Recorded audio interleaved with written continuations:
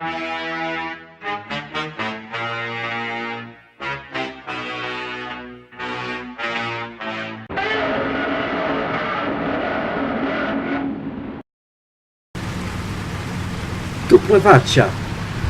guys and girls, how's it going? Me, Screezilla here, how are you going? The video of me talking this bit here won't last too long, but I just wanted to make a shout out to all of the KV2's in this match. We did a KV2 squad together, and it was glorious, as there were other KV2's that decided to join us. So this is a replay from a stream I was doing a couple of days ago. I hope you enjoy. Bye from my video. Oops, wrong button. Back to commentary. Okay, so KV2 squadron here. The KV2, the biggest derp of them all. And we were lucky enough to have some more KV2s join us for this match. And decide to basically become a massive KV2 train.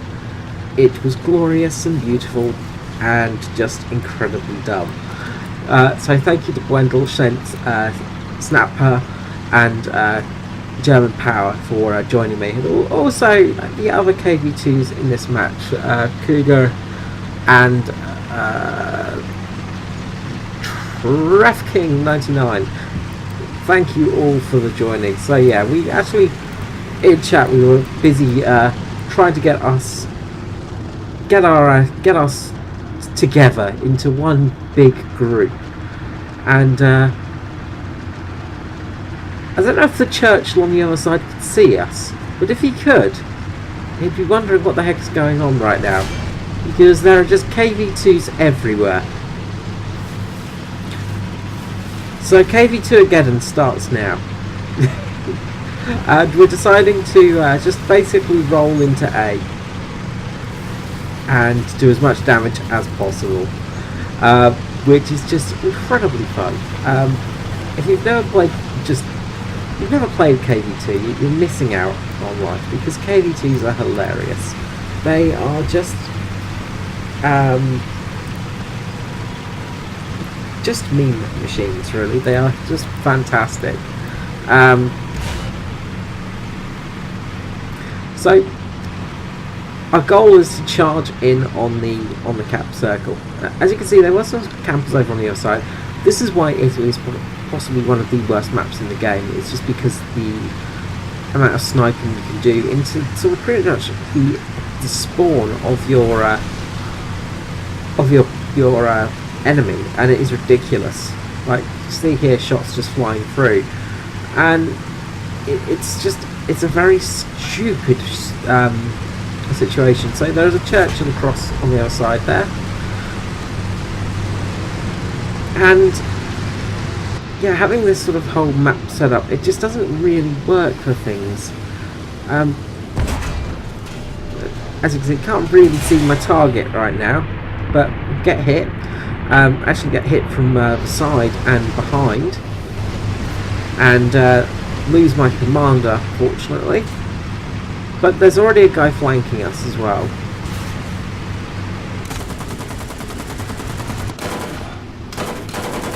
Which is just typical, really, of this sort of of War Thunder of late, really. It's just become a flanking simulator, and it's really, really not that good. I'll switch to battle so you can see what's going on there. Just the whole flanking situation and spawn camping and stuff like that has really been bad of late, and it's seriously wounding the game. It's a massive problem that everybody talks about constantly, and it never gets fixed by the developers. There's a simple way of doing it. Make the spawn in a lower position so you can't really camp it very easily. Maybe put some static defences there, things like pillboxes with 75mm gun on it.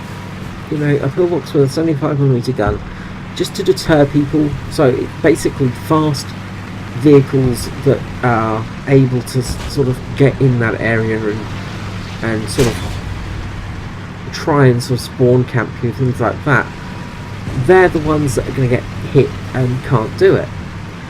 Have some anti-aircraft guns there as well to stop the plane spawn camping, because again, this is another issue that people don't really talk about, but with spawn camping, what happens is people and planes will just hover around the spawn, and it's very frustrating because you're literally getting spawn camped while you're in a, you know, by a plane in a tank, you know, and it's just stupid. You know, so they really do need to start looking at ways to fix this, but they never do. Gaijin never do, and they never look at maps that have problems. This map and Vietnam, for instance, are terrible. They are such snipey, spawning, like snipey maps, where spawn camping becomes a massive issue, and it's just ridiculous. I'm also going to talk a bit about just planes in general, because planes are a huge issue in ground still. Now, change the name to Combined Forces, or make ground forces dependent. Don't make it into this sort of quasi sort of system where you just have, you know, planes being automatically spawned on, like, in the air. You know, it's a real problem when planes get air spawns, basically. Planes should start on the runway, and that should be it. You know, it should be a runway thing. Planes should start there, and that's it. You know, it would make the game a whole lot fairer, for one, because some nations simply don't have the CAS ability as others. Now, I say this because, you know, if you've got 4.7 BR for Germany, say, you play as 4.7 Germany, right? You don't really have a huge amount of ground attacking power, but you do have some good tanks. However, your tank's negated because the enemy have, say, 4 or 5 P-47s up, which are the best CAS vehicles in the game, without a doubt. Those are just unbelievably strong, and it's very annoying for anyone who plays as anything, because you just get mullered by so much, so many planes, and it's unbelievable. Now, right now I'm going to be jumping into a plane, right? Let me know if this is fair, because I jump into, of course, the beautiful PE8, and I start climbing. Now, I've spawned in, I'm in the air already, I'm at about 4,000 feet without any issues at all, right? Spawned above the airfield, I'm about 1 or 2 minutes away from the battle. And the problem is like, it's simply unfair having a plane spawn like this, because it completely ruins the sort of flow of the battle, right?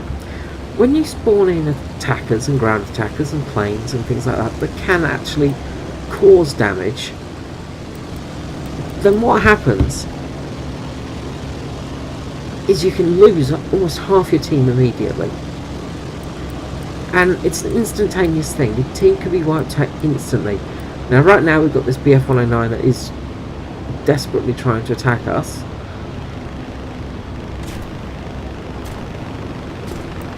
But luckily the PE8 is a strong plane. But we're not interested in him. We're interested in the bomb run. Now, the bomb has been let go. I'm just going to pause here and switch to the free camera. and we're going to go down to this area here, because right now there are a fair few tanks on the spawn.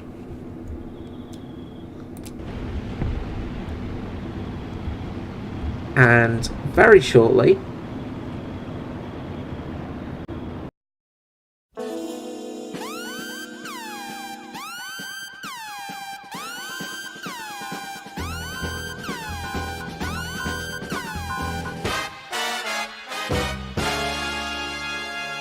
there will be a nuke landing. Did you see how many tanks just got wiped out? So we wiped out 1, 2, 3, 4 tanks with ease. And these guys were not close to that bomb. These guys were far away, but because of the power of this bomb, I've wiped out almost half their team who were capping A. And those could have been half of the main tanks in game, wiped out with a single air vehicle.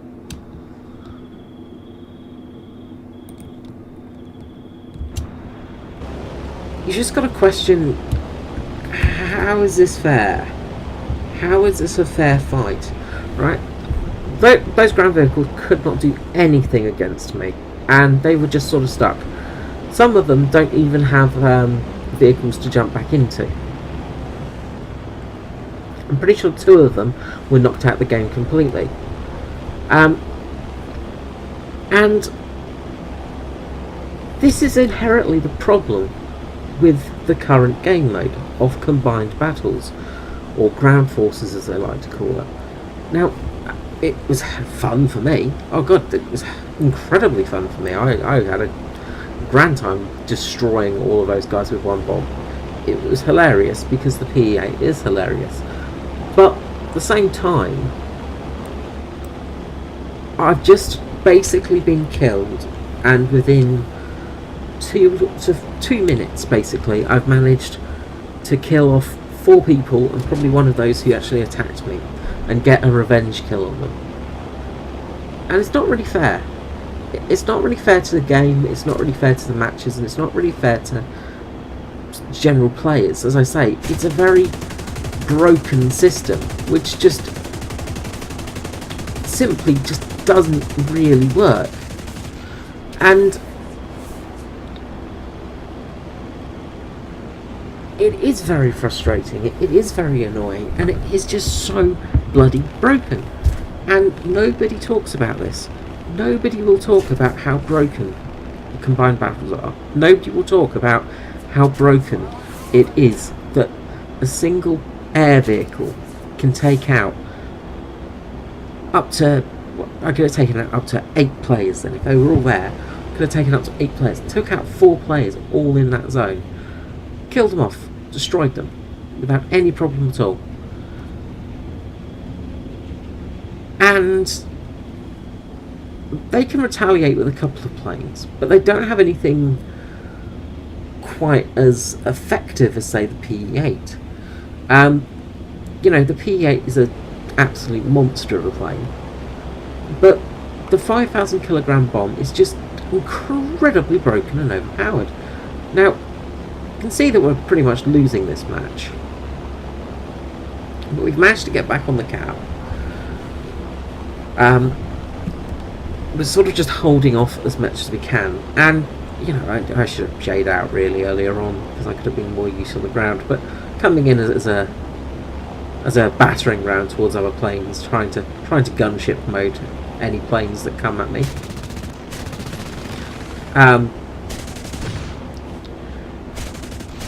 Just doing the usual thing in the PA, just basically being a giant gun fortress. We did actually get one plane. I did actually take down a plane in this as well, which was quite funny. But the thing is, it's just, you know, the Germans don't have the CAS. They don't really have the ground attack capabilities of some planes. Now we lose our tail here, but we're still flying somehow, because, you know, PE8 is a strong vehicle.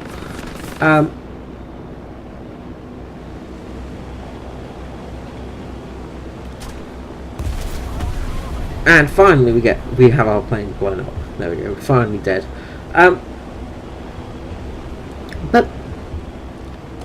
as I said, CAS is a really, really unbalanced, unfair system. Now, I do understand, yes, you need CAS. It's, you know, it's something that is very useful for the game. Blah, blah, blah, blah, blah. It's a good camera point. Nice and bugged. But the thing is, CAS needs to be balanced too. So we jump into KV1's.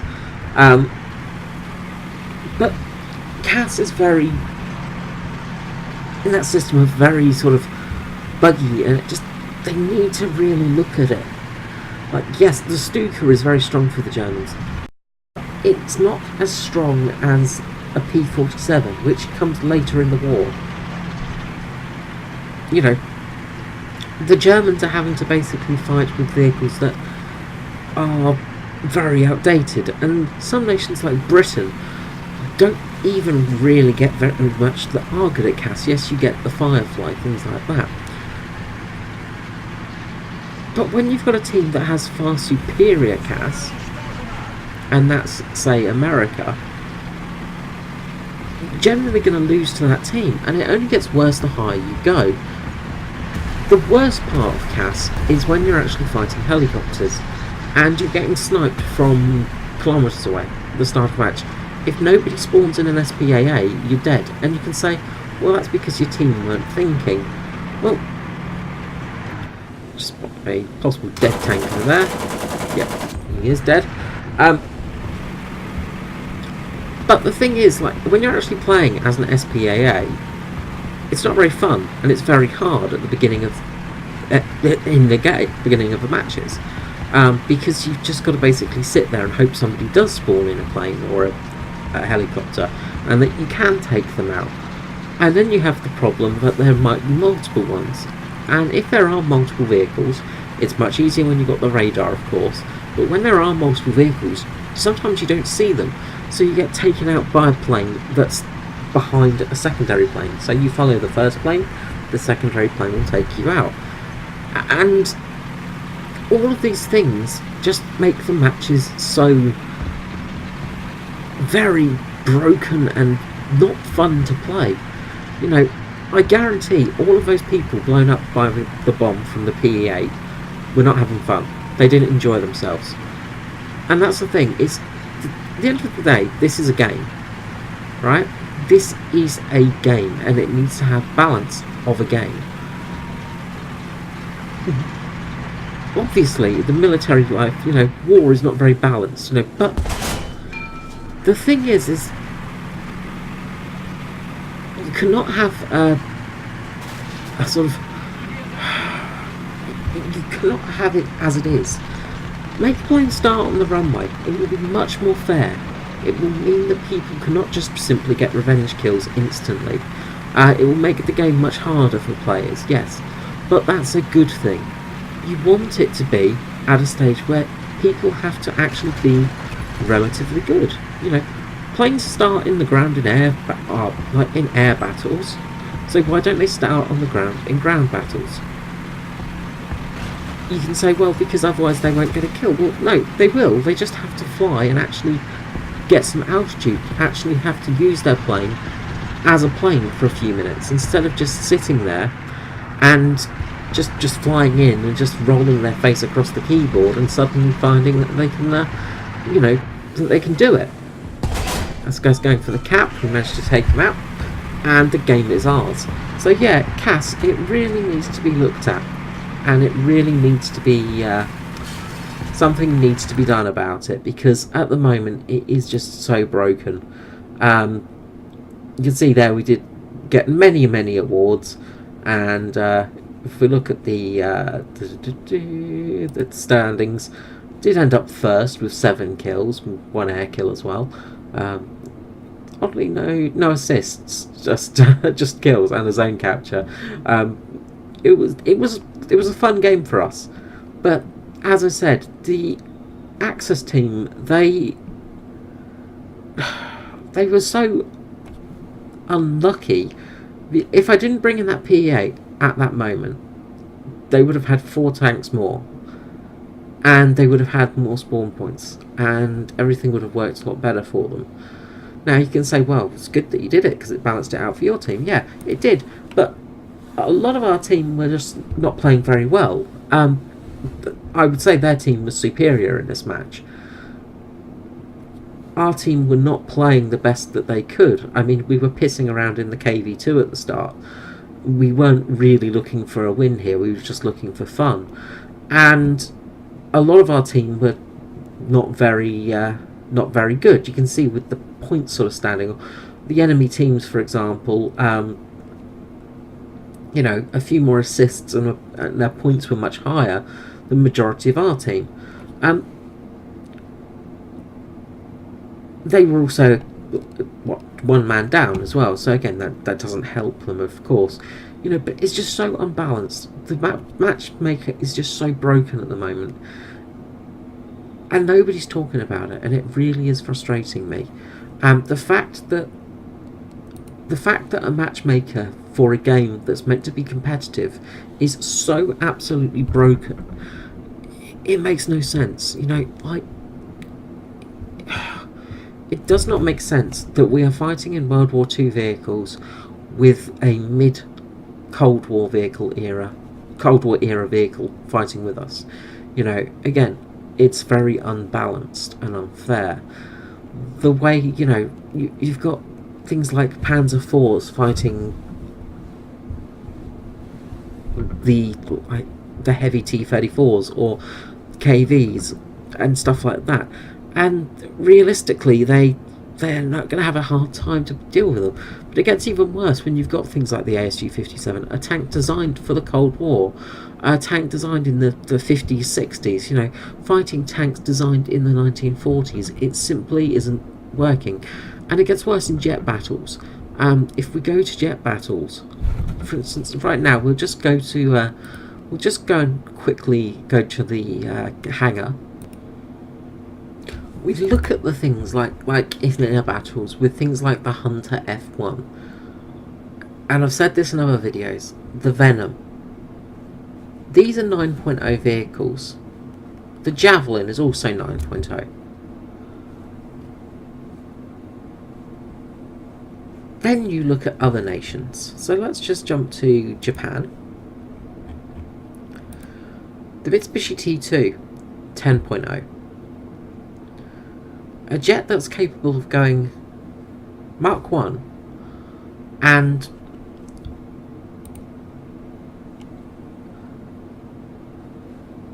about 400 miles per hour faster than the Hunter, which was one of the fastest jets in game, and that's what really helped it, was its speed. And you see the problem. You've got jets like the Hunter F1 facing jets that are just totally superior to it. And it's not saying you're not going to win in them, you know, you're not going to beat them, but the balance, the matchmaking, the sheer balance of the game is completely off. You've got jets with air-to-air missiles, you know, at 9.0 now, and just you know, it's so frustrating. You look at these vehicles, and especially the new premiums, you know, the new premiums have really got my nerve recently. The G91R4, for example, you know, it is a much better model than the two in a tech tree. Yes, the G91YS is a superior model overall. However, the G91R4 is far superior to both of the regular tech tree variants. It shouldn't be like that. A premium should be the model that's not quite as good as the tech tree variants.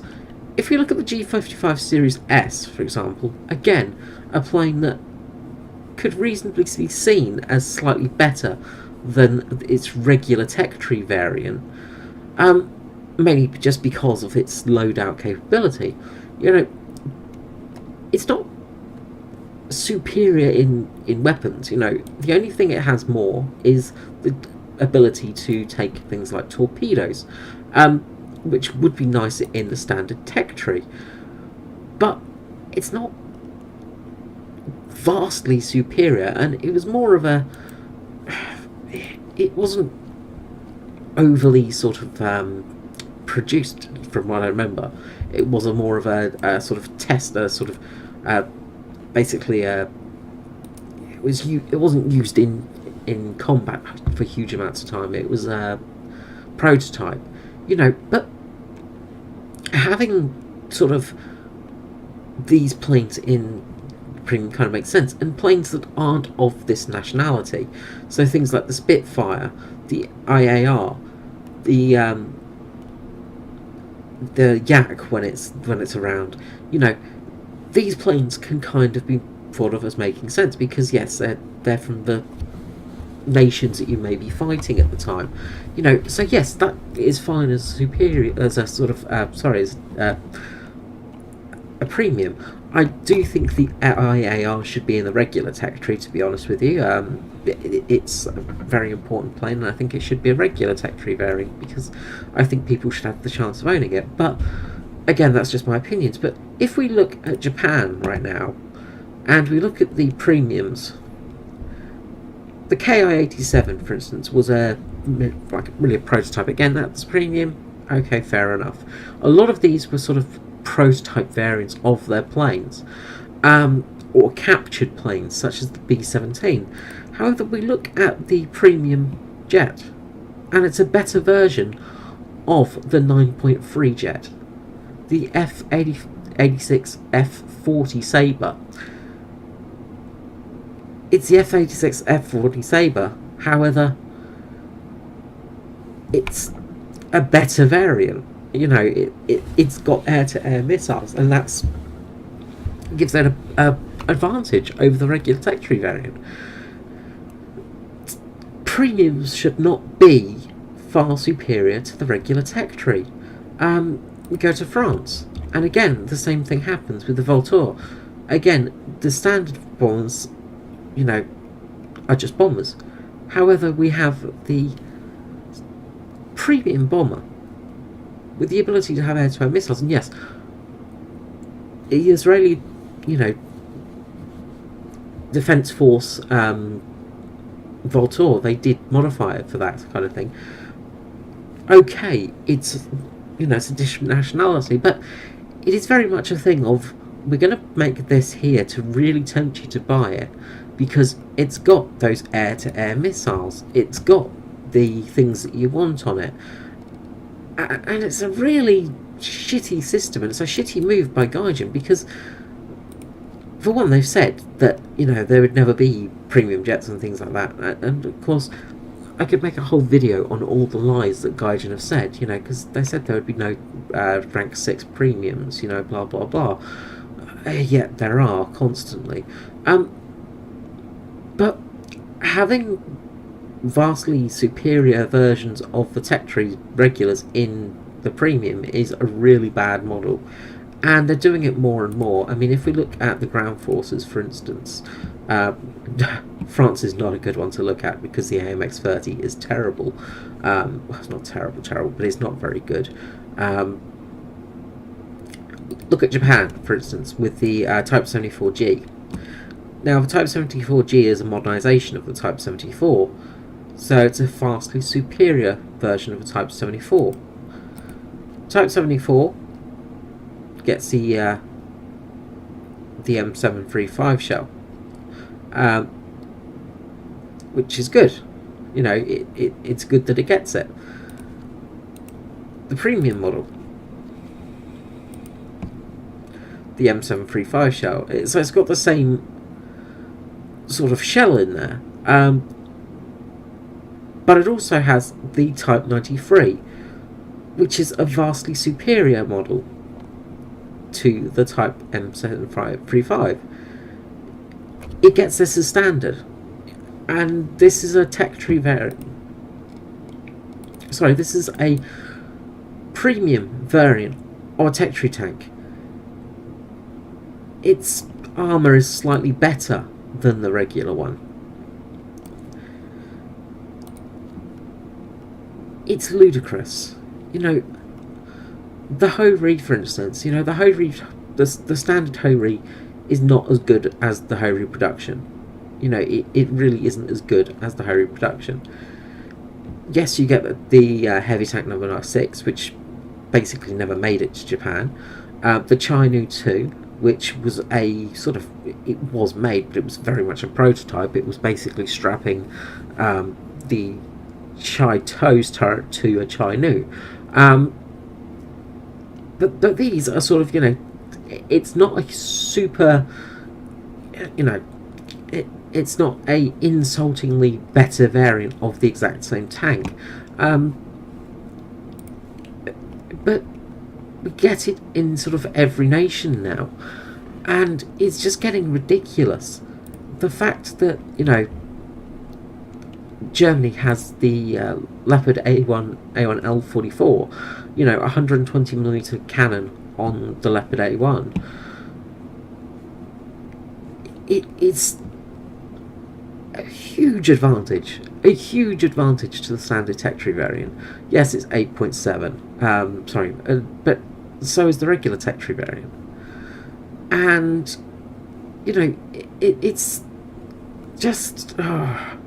yes, I know that this was a prototype and things like that, but still, you're basically making the regular Tech-Tree variants null and void. And again, as I say, in aviation, this is happening. You've got things like the Seahawk for Germany, for instance. The British Seahawk does not get the same payloads. It's a later model of the Seahawk, of course, as well. So it also gets air-to-air missiles as a premium. No other jet in the German Tech-Tree until you get to the, I think it's this Sabre actually, the CL. Yep. So until you get to the CL-13B, none of the regular Tech-Tree gets an air-to-air missile. And yes, air-to-air missiles are not great, but they're still better than not having any. Anyway, I'm going to end my rant there, because it's been going on long enough, I'm sure. So I hope you've enjoyed the bit of ranting. Mainly frustration. I hope you enjoyed the gameplay footage, because it was a fun game, and thank you to those who participated. But it is getting very frustrating, and before I go, actually, one last thing.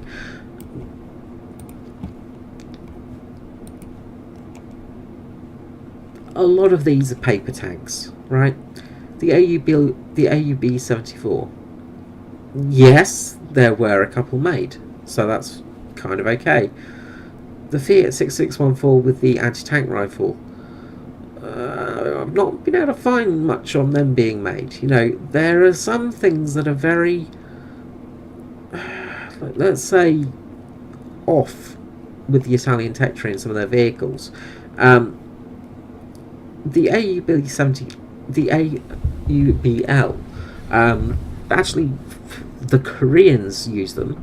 South Korea has a few of these with the actual Cockerel turrets on there, but I've not been able to find anyone else that does, and that includes Italy. So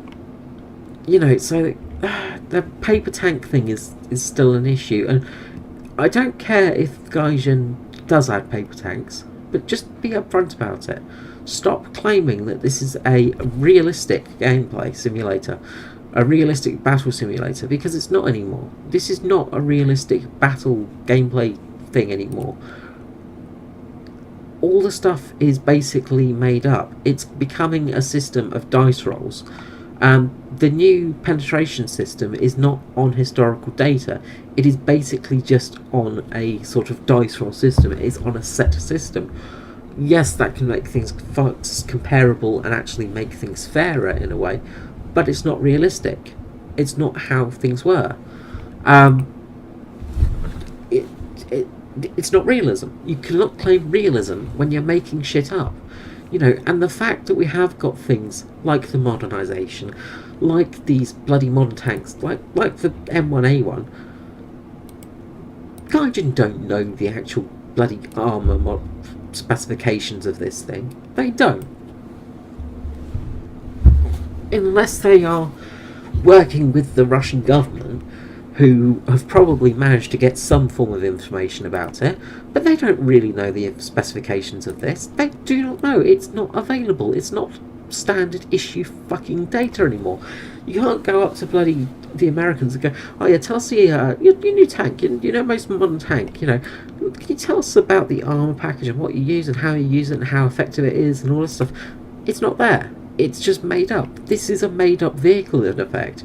You know, yes, they have used data, yes, they have used things from, you know, certain areas, but the, you know, the shells, they're just, as I said, these shells are pretty much made up. You know, they don't know the actual penetration values of them. They don't know how strong these are. They don't know how strong this tank is. You know, they really do not know. And it is just all on pure speculation. And there is just no real evidence of how strong or how weak an Abrams actually is. So how do you justify this? How do you go, oh yeah, well, you know, we know about the Abrams lower plate armour. You know, we know how thick the composite armour is in there. Because you do not know a thing about that. You know, we do not know what the actual composite armour thickness is, what they use. We can guess, but we do not know how thick it's going to be. We don't know how it's going to react, because there's no real data for it, because these are modern battle tanks. They won't release the data for it. Going forwards, this is not helpful. It's the modernisation of War Thunder is not something it needed. It's something that's going to hurt it. Yes, I can see they're trying to grasp that audience from Armoured Warfare, but the Armoured Warfare players are not going to want to grind all the way to get this tank. They're going to buy this, they're going to play it for a few weeks or a month, get tired because all they've gotten so far is up to the T-34 here, right? Because they've had to grind all the lions and all the bloody research points out.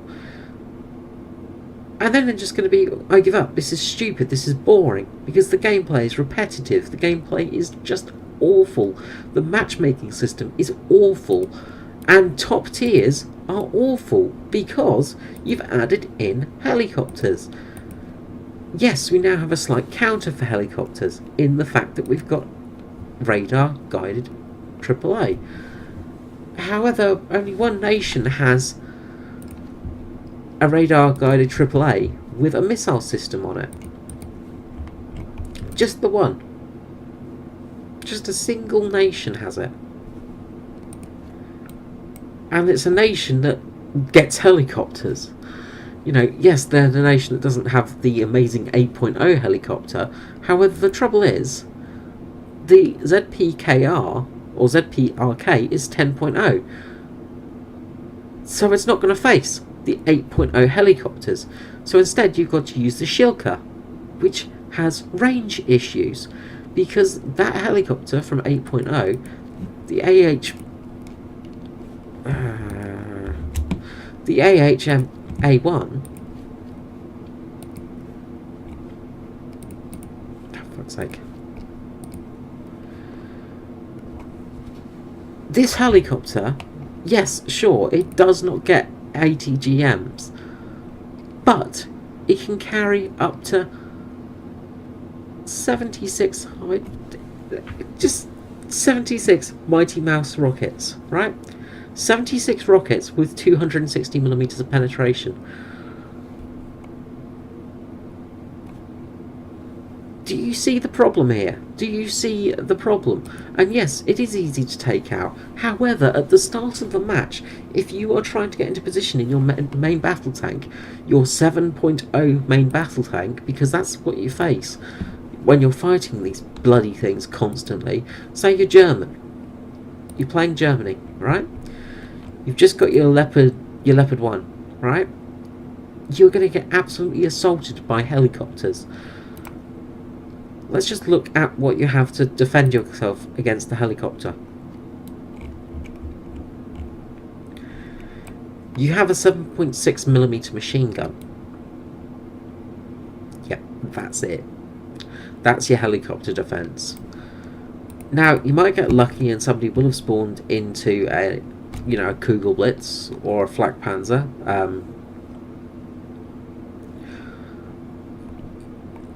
It is possible, you know. It is really possible. However, there is a really good chance people haven't, because they're trying to play a tank game, you know, a game about tanks. What this game is, you know, it is a tank game, you know. They want to play the tanks, not get destroyed by aircraft constantly. Alright, well, I'm going to finish now because my points are made, but seriously, as I said, Gaijin don't listen and they won't listen to this, which is unfortunate. But if enough players start talking about things, then they might listen to change. You know, a new game mode that maybe just, as I said, start planes off from the ground, it would really make things better. A new game mode where, you know, you are able to... Those engines are awful, these textures. Just look like stick-ons. Just like decals, don't they? Never noticed about that about the Condor. That's a shame, because I absolutely love this plane. But maybe if enough people do start talking and do start complaining and do start moaning, they might listen. I doubt it, but they might. I mean, people are still complaining about ships and not playing them because ships are completely broken and unfun. And, you know, the fact you don't start with FPE and parts is beyond a joke. You know, people are still complaining about that. And Gaijin haven't listened. We have to make them listen. We have to make it something that they actually don't ignore. Talk to them. Send them messages. Write complaints. Write on the forums. Put this out here. Make videos about it. Say what's going on, because until Gaijin start listening to the people and their content creators and all their fans, you know, look, we have around about, what, online there's an average of about 50 to 60,000 people, right? Some of the bigger channels on who promote War Thunder have numbers that are double that. If those channels start talking and start complaining and start mentioning these issues and stop just going, yeehaw, this stuff is super fun and I love top tier, and oh my god, they just got this new thing, hype, hype, hype. If they stopped and actually stood still long enough to smell the roses, they don't smell of roses, they smell of shit. If they did this, then we might get some change, you know. And I'm talking about the big channels like Fly Daily, you know, like the big channels, the channels that, as I said, have more people than are usually online watching them. If they start actually actively complaining and telling Gaijin that yes, it needs to change, then we might see it. There are Russian channels out there as well who, if they did this, we would start to see some change. But until that happens, Gaijin are just going to sit there raking in money, because new players are going to come in. They're going to see how long it's going to take to grind through all of this old-fashioned stuff, because they want the fancy new things that Gaijin keeps telling them about.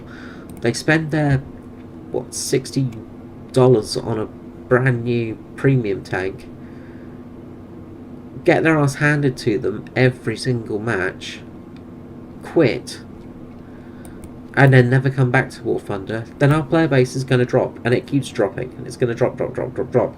At the moment, we just have hardcore players on here who are addicted to the game, who won't give up this game, who play it every day. These are the type of players that need to actually stand up and start complaining and start telling Gaijin what's wrong, because until these players do, we're not going to get any change. Alright guys, this is it for me tonight. I hope you have a good night, and I'll see you again next time. Okay.